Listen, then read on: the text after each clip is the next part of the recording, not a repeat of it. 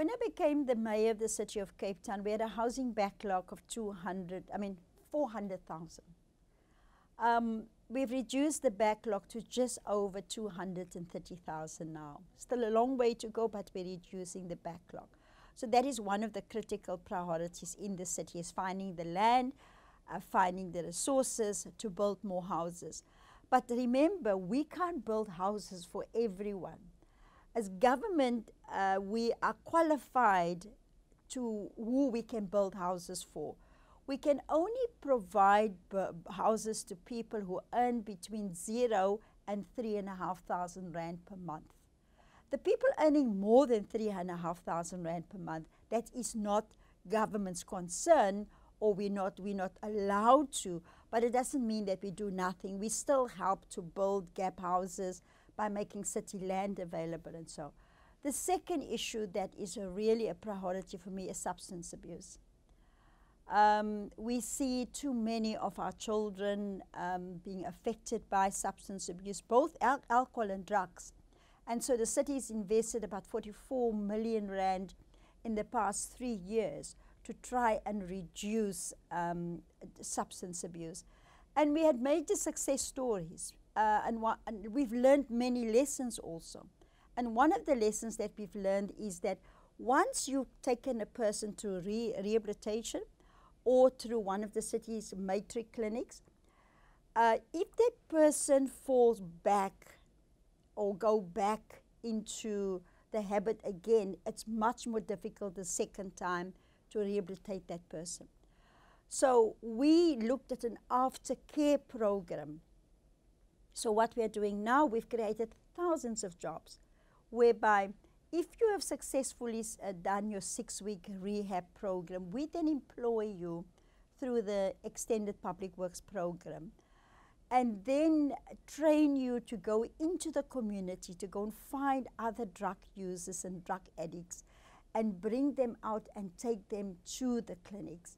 Because we depart in Cape Town that we all have a drug problem in Cape Town. You will see I even say I have a drug problem, not that I use drugs, but it's affecting me, it's affecting the families, it's affecting the children. And so substance abuse in the city of Cape Town is our main priority now at a social level to help to turn the tide and save some of our young kids from substance abuse.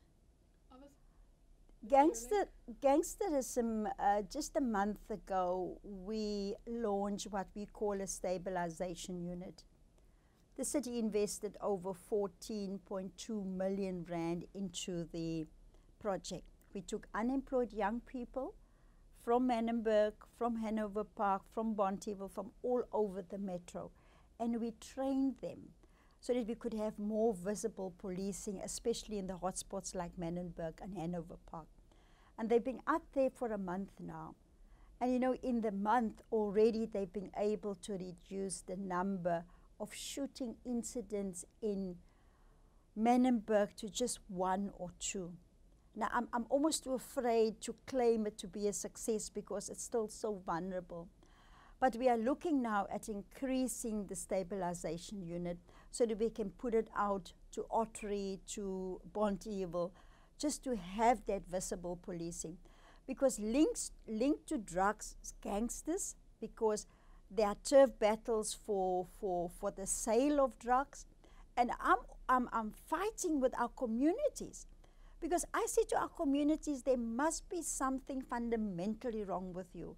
If you as a community accept that it's normal that a drug dealer can live in the same street with you selling drugs to your children.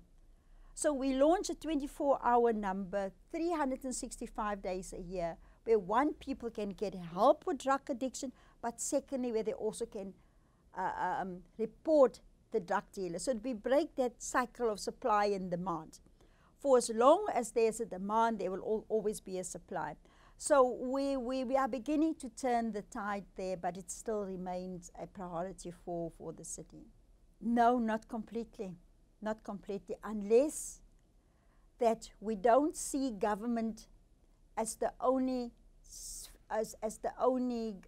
group or to take responsibility for it. We need to say to parents, You have got a responsibility toward your own children.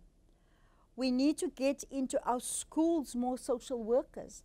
Currently, we have got in our schools school resource officers that try and fulfill the role of a social worker.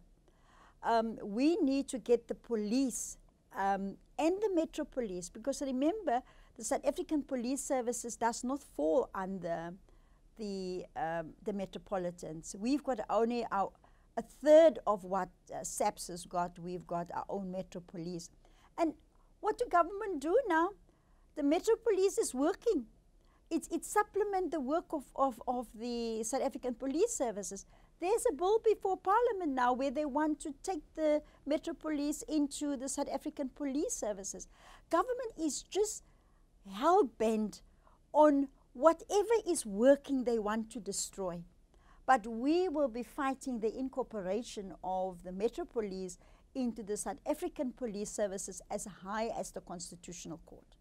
The process now, it's a bill before Parliament. We can't do anything until the President has signed the bill into an act, and then it's only effective.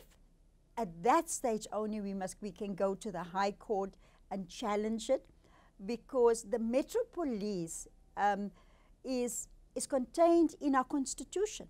So if they want to take away the Metro Police, they first have to amend the Constitution. But again, they're hell-bent on just moving on without amending the Constitution. And then at that stage, we can go to the High Court to interdict them from implementing it. And then if we're not successful there, we can take it to the Supreme Court of Appeal, and then finally to the Constitutional Court.